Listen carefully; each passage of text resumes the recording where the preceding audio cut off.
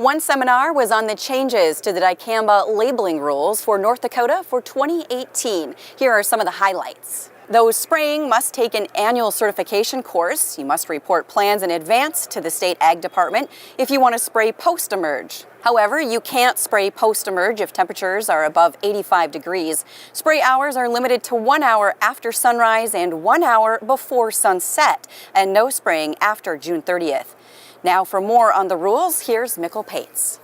The new state rules are designed to protect non-dicamba soybean growers while keeping a tool for others. I talked to Andrew Thossenson, NDSU pesticide specialist, for his thoughts. Well, I think they're going to help, but at the same time, they're going to be very challenging for both applicators and farmers and the regulatory community. So they're not going to be easy. And unfortunately, with the results of last year, 2017, everybody's trying to thread the needle to make the technology available, but be able to use it in a responsible manner. And there are people on different sides of this issue that have very extreme views. Do you think the new rules do enough to protect non-dicamba soybean growers? That really is an open question. And I'm not sure that I would say that I'm going to feel real comfortable about things until we see what happens towards the end of July this next year. And the rains in August that we experienced this last year were kind of a rescue situation for many of the beans that had gotten damaged.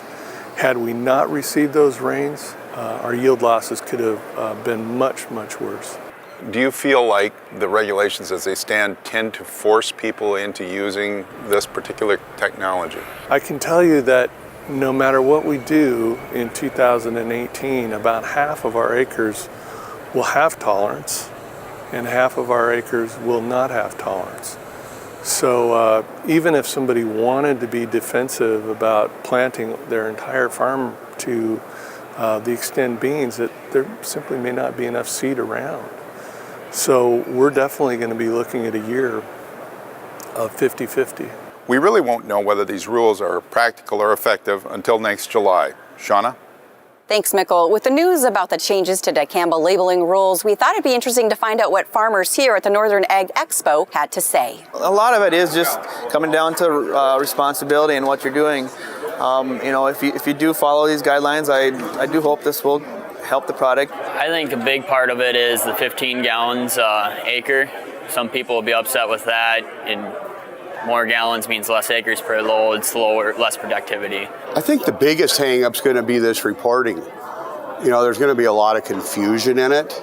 It's just going to take time. We need to keep the chemical active and alive and usable. And I think hopefully our farmer here in North Dakota is very understandable with what our ag commissioners come up with. In the end of the day, we want this product to be able to continue to use it.